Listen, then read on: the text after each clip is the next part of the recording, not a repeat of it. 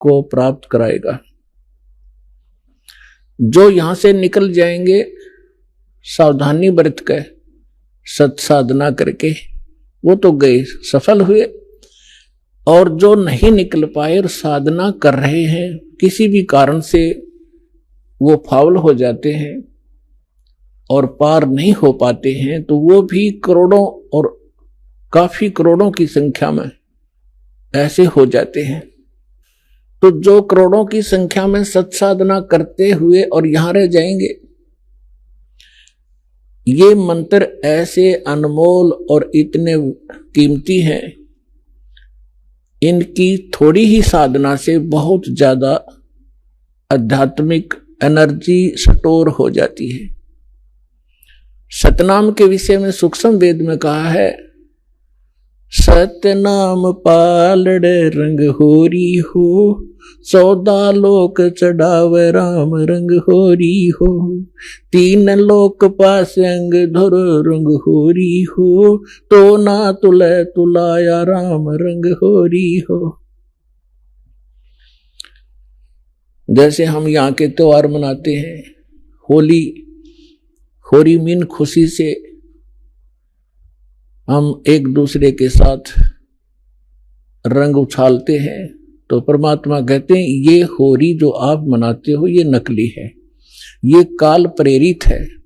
एक व्यक्ति का युवा पुत्र मर गया होली से 2 दिन पहले, ना वो स्वयं होली मना पा रहा है, ना उसके रिलेटिव और ना उसके मोहल्ले वाले। तो अब कहाँ गई वो होरी जिसको इतना इंपॉर्टेंट त्योहार मान रहे थे? तो परमात्मा और उससे परिचित संत कहते हैं कि इस नकली सांग में, इस नकली स्थान पर आप ये नाचा गाई करते हो, आपने भांग पी रखी है, नशे में बकवाद कर रहे हो।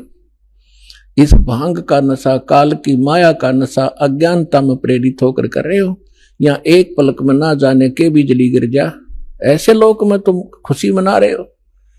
या तो जब आपको ज्ञान होगा, आंखों से आंसू नहीं सूखेंगे, हम के कष्ट उठा रहे हैं और आगे क्या जुल्म होगा हमारे साथ। तो असली होरी राम नाम की होरी है। या खेलो, दिन रात खेलो, रात खेलो दिन खेलो, सुमन करो दिन रात इस राम नाम की होरी से, इस रंग को बखेरो। तो क्या कहते हैं कि सतनाम जो 2 अक्षर का मंत्र है, जिसमें एक ओम है, एक तत् है, और ये ऐसा अनमोल मंत्र है, इसकी इतनी कीमत बताई है। यदि विधिवत परम संत अधिकारी संत से प्राप्त करके, अधिकारी आपको बता देता हूं, 21 ब्रह्मांड में, इस विश्व में, इस दास के अतिरिक्त इन तीनों मंत्रों को देने का कोई अधिकारी नहीं है। या गलती ना करियो, बहुत धोखा खा लिया आपने।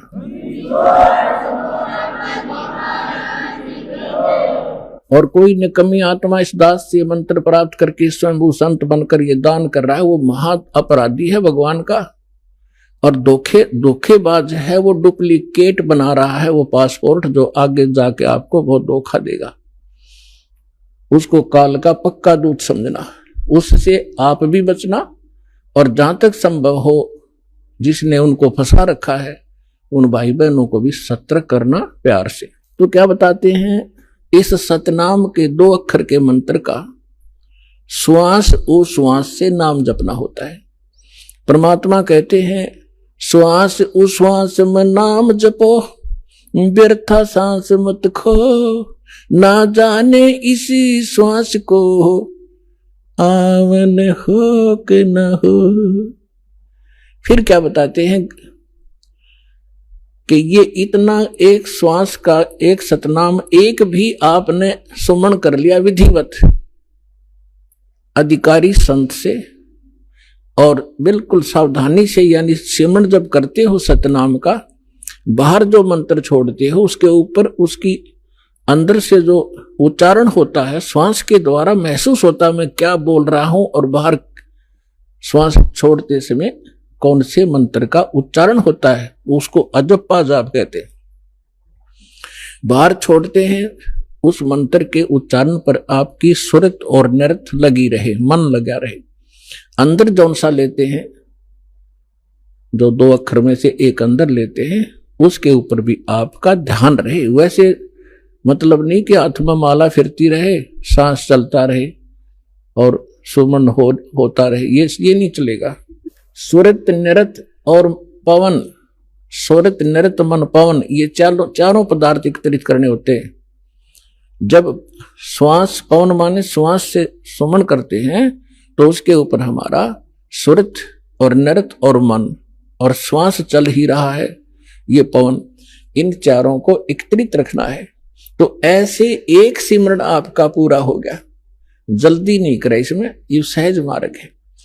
कई जल्दी के मारे मन फटाफट खींच दे मीटर सुमरण का, प्यार से करे चाहे थोड़े कर ले, उसकी कीमत होगी। और सिमरण करे ध्यान से, बगैर सुरत नत लगाए कोई सिमरण हो रहा है, वो काम असफल नहीं होगा। तो ऐसे किया हुआ सतनाम का एक सिमरण की कितनी कीमत बताई है पुण्यात्माओं। जिस व्यक्ति ने कभी लाल सुना ना हो, हीरा देखा भी नहीं हो, उसकी कीमत का पता ना हो, सुना भी ना हो, और उसको कोई एक पत्थर दिखावे कि ये एक चमकीला पत्थर जो आपको नजर आ रहा है, ये करोड़ रुपए का है। अब सामने वाले ने कभी ये देखा नहीं, कभी उसका व्यवहार उससे पड़ा नहीं, तो वो मानने या ना मानने पर उसकी कीमत ज्यों की त्यों है। इसी प्रकार इस सिमरण की जो दास आपको दे रहा है, ये हीरे हैं। मोती मुक्ता दर्शत नाही, ये जग है सब अंदरे, दिखत के तो नैन चश्म इनका फेरा मोतिया बंदरे। चारों युग में मेरे संत पुकारे, और कूक कहा हम हेल रे, हीरे माणिक मोती बरसे, ये जग चुगता ढेल रे। परमात्मा ने कहा कि मैं चारों युगों में आया हूं। सतयुग में सतसुकृत नाम था मेरा, और त्रेता में मुनिंदर, द्वापर में करुणा में, और इस कलयुग में कबीर नाम से मैं आया हूं। तो चारों युगों में मैं आया हूं।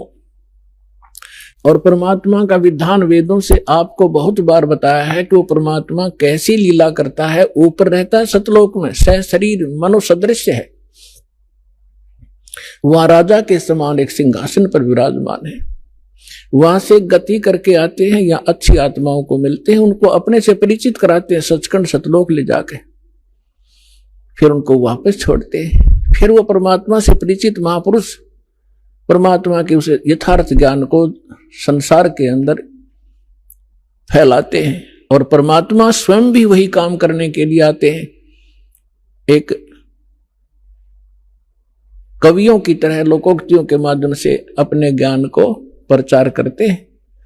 तो क्या बता रहे हैं, चारों युग में संत पुकारे, कूक कहा हम हेल रे, हीरे माणिक मोती बरसे, ये जग चुगता ढेल रे। हम सत्य ज्ञान और सत्य साधना रूपी हीरे और मोती आपके सामने बखेरते हैं, और आपने उनकी पहचान नहीं है। आप ये कंकर पत्थर आन उपासना, अन्य देवी देवताओं की पूजा, ये भूत पूजाएं करके आप कंकर पत्थर इकट्ठे कर रहे हो, ये सोचकर ये बहुमूल्य होंगे। तो यहां परमात्मा कहते हैं हीरे मोती माणिक बरसे, ये जग चुगता ढेल रे।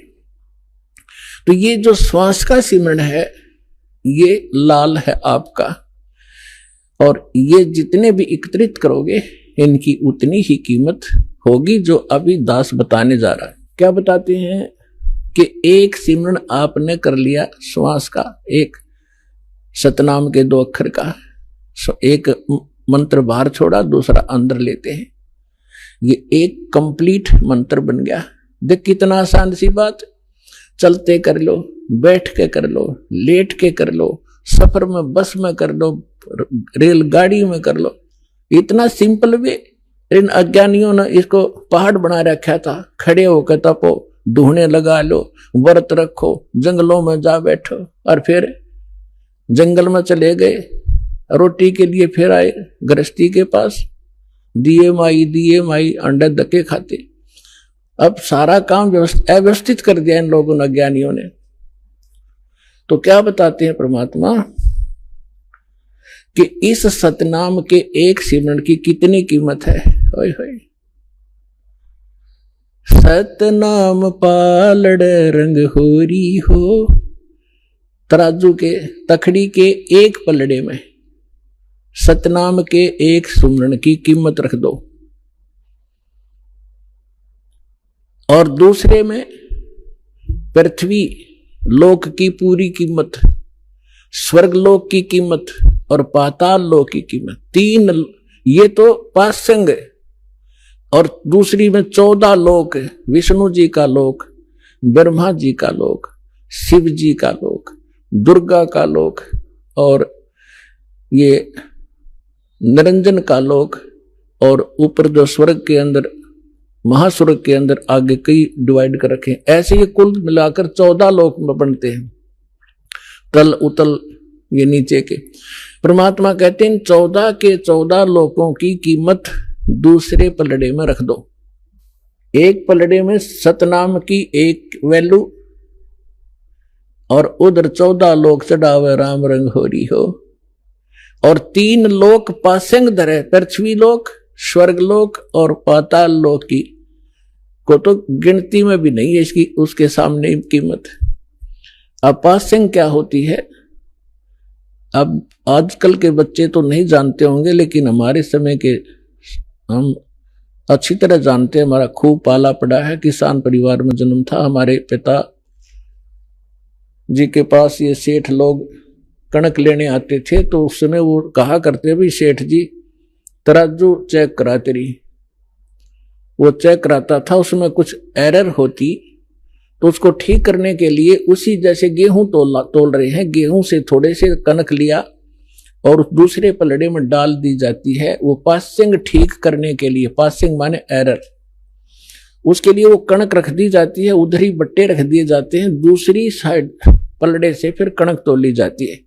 तो वो जो एक मुट्ठी कणक डाली है वो पासिंग है, वो सौदे में नहीं आती, वो तो व्यर्थ में पड़ी है। वो चाहे ग्राहक की तरफ जाओ और चाहे धनी की तरफ रह जाओ, उसकी कोई ध्यान नहीं करता। वो पासिंग है, यानी इतनी कम वैल्यू है। तो आप कितनी पुण्यात्मा हो और कितना सिमरन आप करते हो और आप कितने धनी होते जा रहे हो अध्यात्म के। कबीर साहब कहते हैं, कबीरा सब जग निर्धना, धनवंता ना कोई, धनवंता सो जानियो जिस पर राम नाम धन हो। अब आज अरबपति है और कल मृत्यु हो गया, भक्ति करी नहीं तो कल क्या है? वो गधापति है। फिर वो गधा बनकर घूम रहा होगा, कुत्ता बनकर गलियों में सैर सपट्टे कर रहा होगा, टट्टी खा रहा होगा, खा के यहाँ का धन। तो पुण्यात्माओं, इस परमात्मा की शरण में आपको यहाँ के भौतिक सुख भी आपके डिमांड रिक्वायरमेंट के अनुसार अवश्य देगा ये दाता, और फिर आपकी जो भक्ति की शेष पूंजी को सुरक्षित रखेगा, ताकि चल आपके यहाँ जाते समय आपका धन सुरक्षित रहे। अब क्या बता रहे हैं?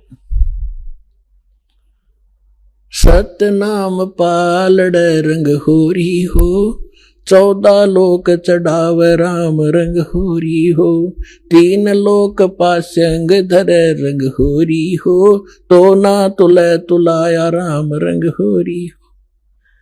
और हमारी बुद्धि कहाँ सेट कर दी इस काल ने? यहाँ के इस काल की माया की भांग पी ली हमने। एक सरपंच बन जाता है, बस पूछो मत, वो अपने आप को पता नहीं कि महान मान बैठता है। और कोई चेयरमैन बन जाता है 4-5 सरपंचों के ऊपर, बस कहना ही क्या। एक मंत्री और मुख्यमंत्री बनकर काख पीटते फिरते, बगैर ज्ञान के बच्चों वाले खिलौने खेल रहे हैं। और आप वो हो जो मनुष्य जीवन के इस उद्देश्य को प्राप्त कर रहे हो, सफल कर रहे हो। तो कहने का दास का तात्पर्य है, जिस प्रसंग को लेकर चले हैं उसी पर आते हैं कि जैसे अब ये परमात्मा का मार्ग प्रारंभ हो गया है, परमात्मा का आदेश है कि पूरे विश्व में जाओगा।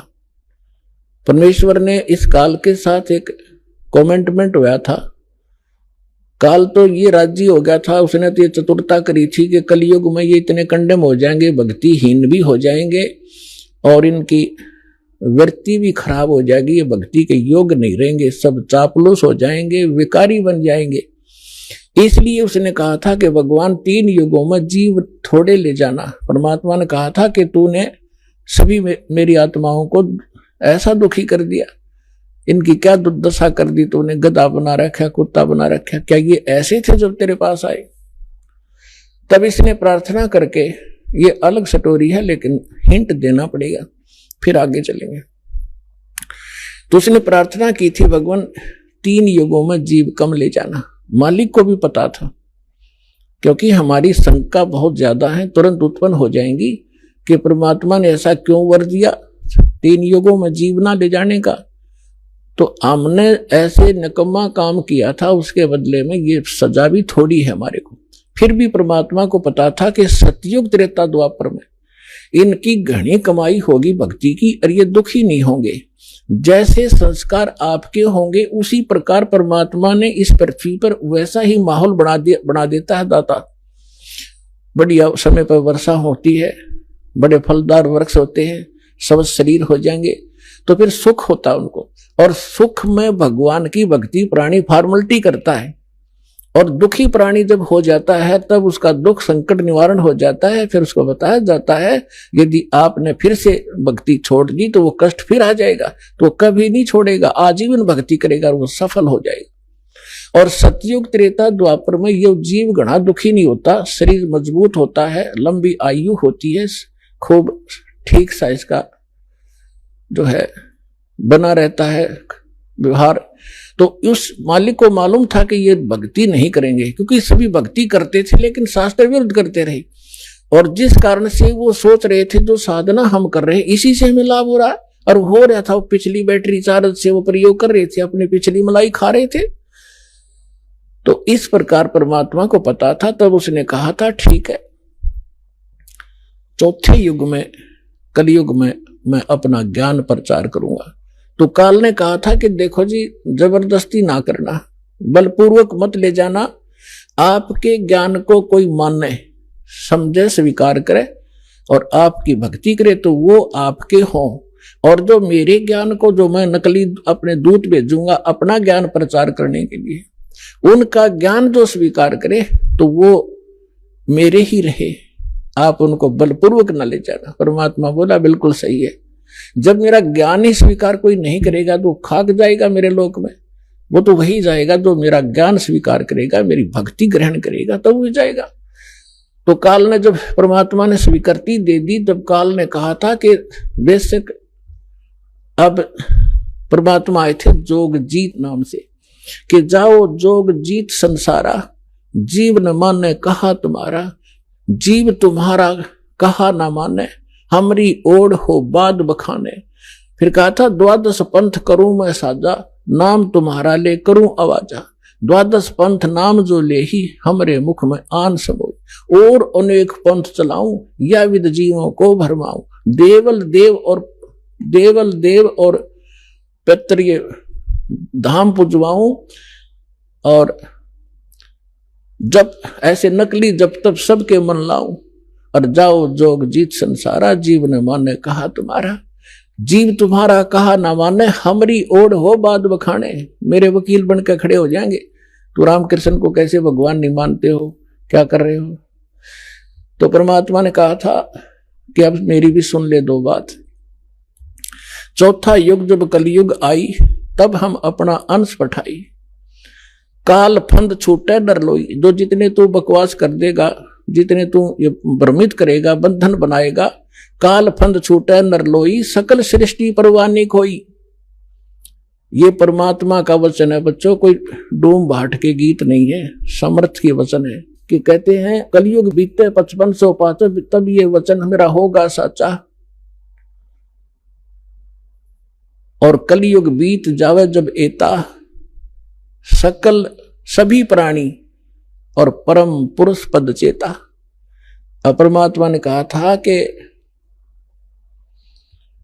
जब चौथा युग कलयुग आवेगा तब मैं अपना अंश भेजूंगा, और उस समय काल के सारे फंद, तेरे सारे दाव पेच, ये अज्ञान को काट दिया जाएगा, और सकल सृष्टि उपदेशी होगी, नाम लेवेगी। और फिर कहा था कि जब कलयुग 5505 बीत जाएगा तब मेरा ये वचन सत्य होगा और उस समय पूरा विश्व उस परमात्मा के उस परम पद का जानकार होगा, उसको पता चले। अभी तो हम स्वर्ग और नरक, कोई व्यक्ति मर गया नो के स्वर्गवासी हो गया, चाहे जाता हो नरक में, हमने एक कोड वर्ड बना रखा था।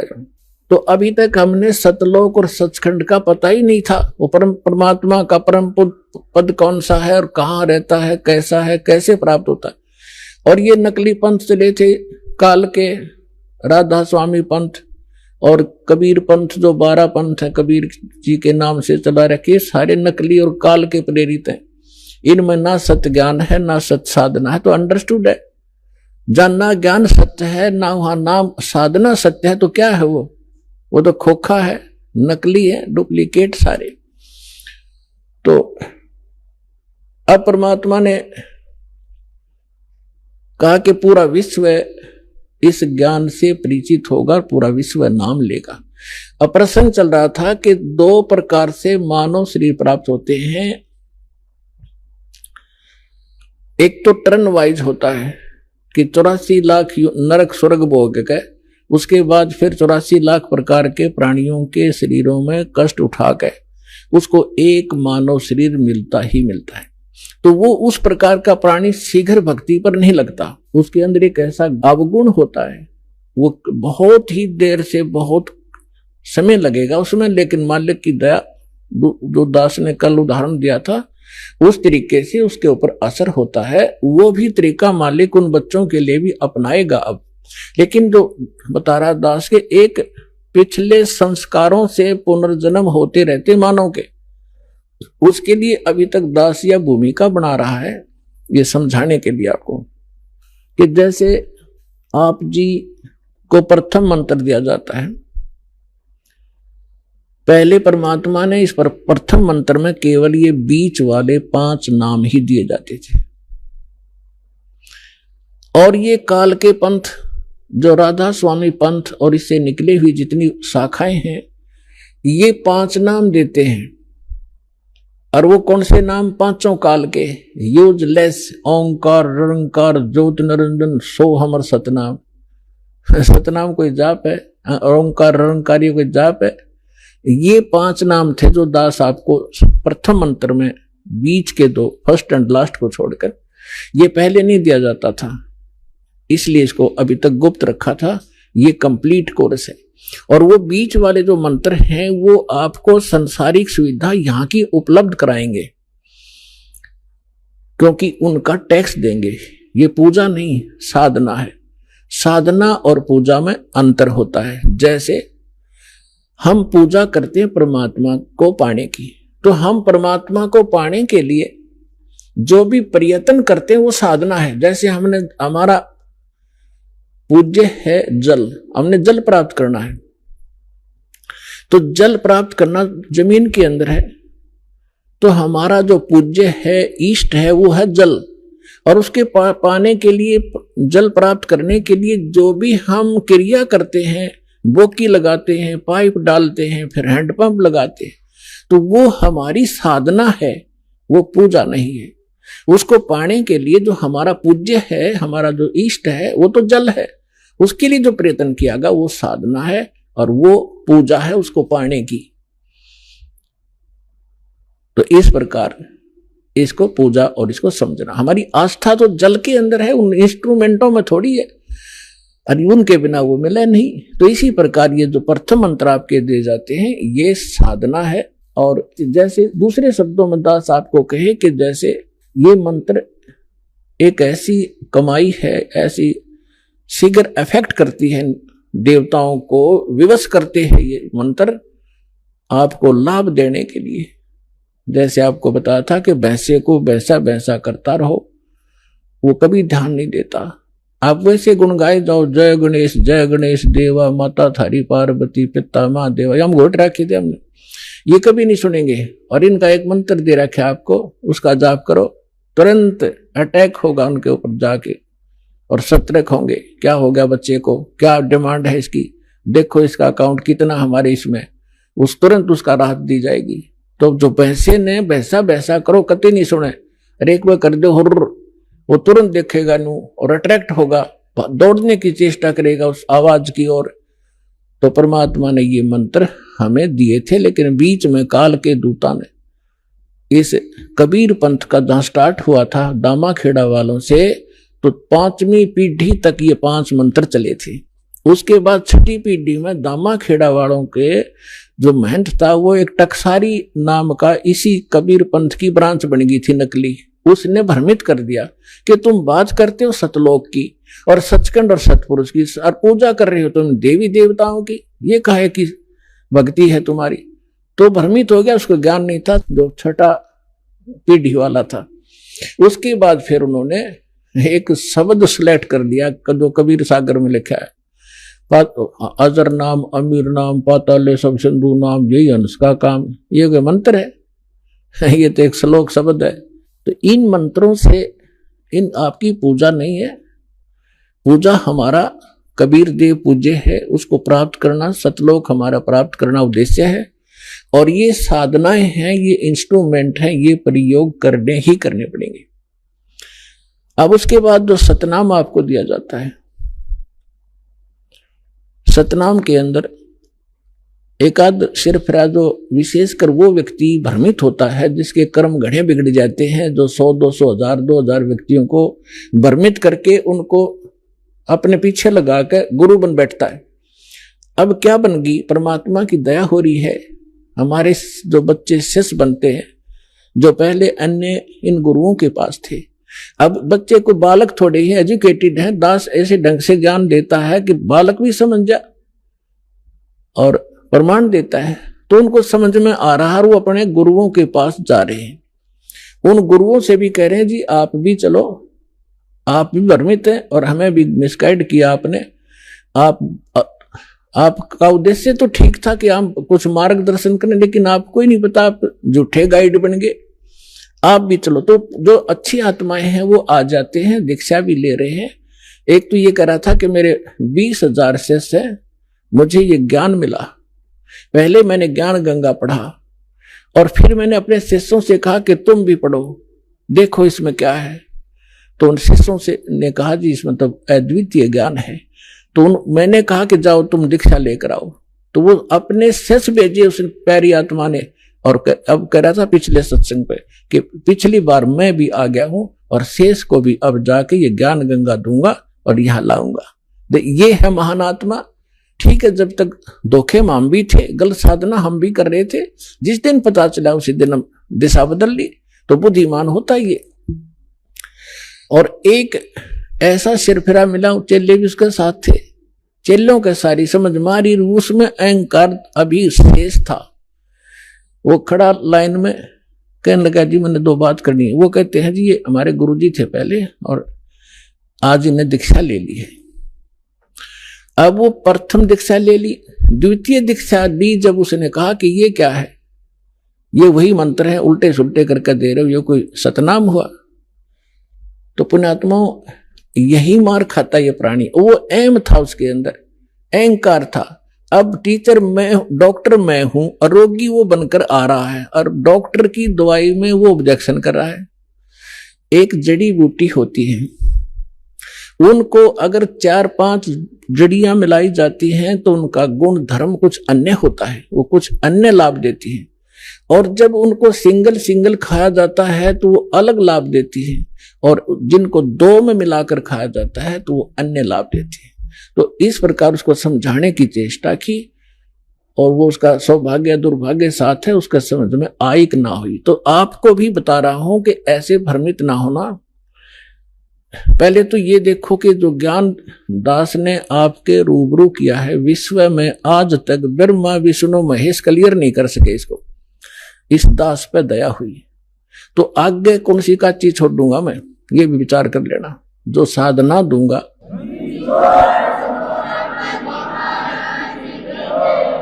और फिर ये साथ एक पॉइंट को क्लियर करने के लिए 6 उदाहरण देता हूं, ऐसे मजबूत जो अलाए नहीं हिल सकते।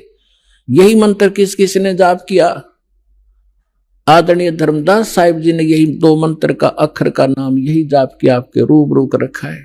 नानक साहिब जी परमात्मा से सीधे मिले, परमात्मा उनको बेई नदी पर जिंदा महात्मा के रूप में सचखंड लेकर गए और फिर उनको वापस छोड़ा। तीसरे दिन अदृश्य रखा और फिर उन्होंने कौन सा नाम जाप किया? उनकी समुद्र की साखी परमात्मा जो भाई बाला वाली जो साखियां हैं, जन्म साखी, उसके अंदर एक समुद्र की साखी है। उसमें एक कथा है कि एक समय बाला और मर्दाना नानक साहिब के साथ रहा करते थे अधिकतर। उन्होंने एक दिन प्रार्थना की, गुरुदेव हम श्रीलंका जाना चाहते हैं, देखना चाहते हैं, दया करो। उन्होंने कहा आंखें बंद करो। आंखें बंद करके खोली तो समुद्र के किनारे खड़े थे। नानक साहिब जी ने कहा कि आओ मेरे साथ साथ समुद्र के ऊपर चलेंगे और वाहे गुरु बोलते रहना। तो ऐसे चल पड़े जैसे थल पर चलते हैं, आगे आगे गुरु नानक देव जी, पीछे वो दोनों बच्चे बाला और मर्दाना। तो पर नानक साहिब जी ने, वैसे तो सिमरन श्वास से करना होता है, उन्होंने जानबूझ कर झटका देना था क्योंकि परमात्मा का सख्त आदेश था, धर्मदास मेरी लाख दुहाई और ये मूल ज्ञान अभी कई बार ना ला जाए। ये सार नाम और सतनाम अभी किसी को देना नहीं तो नकली पंथों के हाथ लग जाएगा। और जब मेरा दास आवेगा वो कैसे भिन्नता बताएगा, ये सारी विचलित हो जाएगी कहानी। हमारा सारा जो है ना काम बिगड़ जाएगा और काल का फिर से दाव लग जाएगा। मेरे बच्चे मुझे पहचान नहीं सकेंगे। तो वो महापुरुष थे, जैसे वेद में लिखा है कि दृढ़ भक्त को मिलते हैं, वो आकर के अपना ज्ञान देते हैं। तो दृढ़ भक्त थे नानक साहिब जैसे। उन्होंने कभी किसी सिख को ये नाम नहीं दिया सतनाम, बल्कि सख्त एक ऐसा झटका दे दिया कि सब घबरा गए कि इस मंत्र को छूना नहीं है। नानक साहिब जी ने उच्चारण करके ये 2 अक्षर का मंत्र जाप करना शुरू कर दिया। मर्दाना ने सोचा कि गुरुजी तो सतनाम जाप कर रहे हैं 2 अक्षर का, जिसमें एक ओम है एक तत्व है, तो क्यों ना मैं भी जाप करूं। मर्दाना फिर वो 2 अक्षर का मंत्र जाप करने लगा। तो वो लगा डूबने। नानक साहिब जी ने देखा, तब नानक जी ने कहा कि भाई तो वो ये जाप कर जो मैंने तेरे को बोला है, ये मंत्र मत कर। तो फिर वो वाहेगुरु कहने लगा, फिर ठीक हो गया। कहने का भाव ये है कि नानक जी तो वो 2 अक्षर का नाम जाप कर रहे थे और शिष्य को मना किया। क्यों किया? वो परमात्मा के प्यारे बच्चे थे, उनको मालूम था कि यदि आज ये डिस्क्लोज हो गया तो बट्ठा बैठ जाएगा। आज तक किसी सिख को इस सतनाम की भनक भी नहीं है, ना वो ग्रंथ साहिब में रखा, अलग अलग स्थानों पर रख दिया, लेकिन सीधा नहीं रखा और वहां से प्रमाणित हो गया। और इसके साथ साथ आदरणीय गरीबदास साहिब जी को परमात्मा मिले गांव छुड़ानी, जिला झज्जर, हरियाणा में, खेतों में 10 वर्ष के थे। सचखंड लेकर गए और फिर बहुत काफी समय 8-10 घंटे ऊपर रखा परमात्मा के बच्चे को, फिर वापस छोड़ा। उसने परमात्मा से परिचित होकर अपनी अमृतवाणी में दास उसी गरीबदास पंथ से आगे बढ़ा है। उसमें गरीबदास पंथ में ये मंत्र नहीं है सतनाम का, और में बकवास करते हैं, ओम भागवते वासुदेव नमः, कोई करता है, कोई कुछ करता है, कोई सतगुरु, ये मंत्र नहीं है। और ग्रंथ साहिब गुरु गरीबदास जी के ग्रंथ साहिब के अंदर प्रमाणित है ये मंत्र। ऐसे ही नामदेव जी को परमात्मा मिले थे, उसको भी यही मंत्र दिया था 2 अक्षर का। पहले वो अकेला ओम नाम जाप करते थे, फिर उनको समझाया कि ओम तो ब्रह्म तक का जाप है, ये तो असंख्य जन्म तक जाप कर लिया आपने और यहीं भटकते रहते हो, ब्रह्म लोक में चले जाते हो, वहां से फिर वापस आ जाते हो। नामा छिपा ओम तारी, पीछे सो हम भेद विचारी, सार शब्द पाया जद लोई, आवागवन बोर ना होई। तो कहने का भाव ये है दास का कि ये मंत्र जो है, इस भ्रमणा में ना रहना। अब बड़ी बनाई बात ने बिगाड़ियो मत, मुश्किल से सरे चढ़ी है यह कहानी। कितने संकट झेलने पड़े हैं, दास ने जेल तक जाना पड़ा, झूठे मुकदमों को फेस कर रहे हैं। कोई बात नहीं, परमात्मा हमारे साथ है। हमारा एक बार ज्ञान निखार हो जा, फिर चाहे फांसी दे दियो मेरा, एक बार परमात्मा का ज्ञान उसके बच्चों तक पहुंच जा।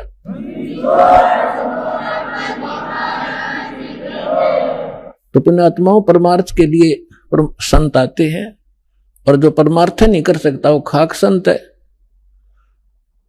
और संत किसे कहते हैं?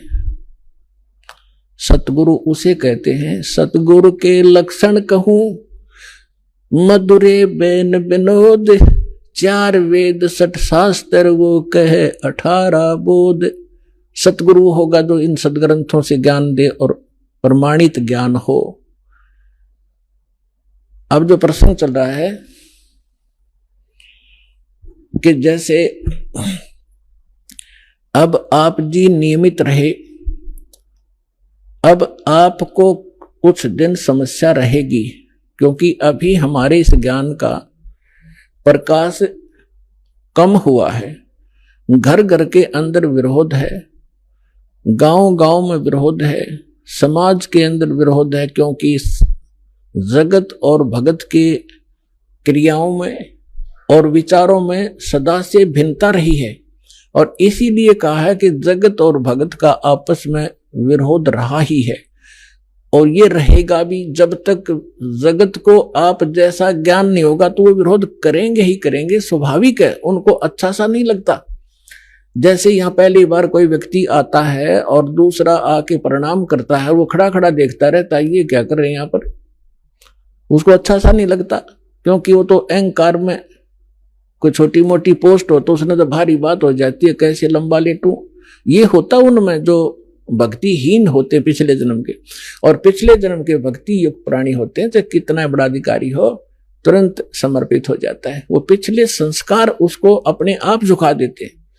उदाहरण के लिए जैसे सरसों आपने देखा होगा, सरसों जब तक उसकी फलियों में दाने नहीं होते, यानी उसकी कीमती नहीं होती, तब तक वो ऐसे खड़ी रहती है। और जो जो वो पकती चली जाती हैं, वो उनमें वो कीमती बनती जाती है, उनकी वैल्यू बनती है, वो झुकना शुरू कर देती है, और इतनी झुक जाती है कि जमीन को छूने की चेष्टा करती है, क्योंकि ईव उनकी कीमत बन गई, वो कीमती हो गए, उनके अंदर वो शक्ति आ गई, वो कीमत बन गई। और जब तक वो यूजलेस थी, वो न्यों खड़ी थी आकड़ी ऊपर ने। तो इसी प्रकार जो पूर्व जन्म के भक्ति युक्त होते हैं, उनका स्वभाव होता झुकने का, वो खड़े रह ही नहीं सकते। उनके अंदर पिछली भक्ति इतनी जबरदस्त होती है। और जो भक्तिहीन होते हैं वो आकड़े रहा आकड़े, लेकिन उनमें भी भक्ति बन जाएगी। सत्संग सुनेंगे, भगवान की अमृत वाणी सुनने मात्र से संस्कार शुरू हो जाते हैं। चाहे वो घर पर सुन रहा है मालिक दास के वचन, किसी टीवी पे, या अपने किसी इस सिम के अंदर, या इस चिप के अंदर से जो सत्संग सुनते हैं, वो भी संस्कार भरने शुरू हो जाते हैं, उसमें वजन बनना शुरू हो जाता है। फिर धीरे धीरे यहाँ भी आता है, फिर सत्संग सुनता है, यहाँ जो है प्रणाम करता है, फिर उसके अंदर वो भक्ति संग्रहित होकर अपने आप झुकना उसका स्वभाव बन जाएगा। फिर उसको बुरा लगेगा जो झुका नहीं का, प्रणाम नहीं करेगा, तो उस पर कह नहीं चाह। तो जो प्रसंग चल रहा है कि अब ये बिचली पीठी चल रही है, और इसमें क्योंकि सत्संग एक सामूहिक तौर से सब विचार व्यक्त किए जाते हैं, ये एक सामूहिक लेक्चर है जिसमें प्रथम कक्षा के बच्चे भी होते हैं जो पहली बार आए हैं, कुछ ऐसे भी होते हैं जो वैसे ही सत्संग श्रवण करने के लिए भी आए हैं, कुछ ने आज ही उपदेश लिया है, कुछ 2 वर्ष के हो गए, कोई 4 बार आए हैं, कोई पुराने भक्त हैं। तो सभी के अनुकूल इस सत्संग के माध्यम से ही संदेश दिया जाता है, और उनको जिसको जहां कोई त्रुटि होती है, ये वचन वही काम करते हैं। जैसे आपको कोई बीमारी रोग है, इंजेक्शन कुल्ले पर लगाएंगे, वो उसी दर्द पर जाकर दर्द काम करेगा जो रोग होगा। इसी प्रकार कोई रोग की टेबलेट है, मुख से खाई जाती है, वो अपने आप वहां काम करेगी जहां वो रोग है। तो इसी प्रकार ये सत्संग सामूहिक तौर से सबके ऊपर बिखेरा जाता है, और जिस सत्र का जो भक्त होता है उसको उसी सत्र का ज्ञान उसके लिए अनिवार्य होता है, और उसमें उससे फिर वो प्रेरित होता है, फिर संभल जाता है, कोई त्रुटि भी उससे हो जाती है। तो इसलिए इस सामूहिक तौर से सभी फाउल पॉइंट भी बताए जाते हैं कि यहाँ आप मार खाते रहे हो और ये समस्या आ जाती है। तो दास तो कह रहा था कि अभी आपको कुछ परेशानियां आएंगी और आ भी रही हैं, और फिर भी आप संघर्ष कर रहे हो समाज के साथ, क्योंकि आपको ज्ञान सही प्राप्त हो गया और आपको सुख भी मिल रहा है, और समाज अभी इस ज्ञान से अपरिचित है। तो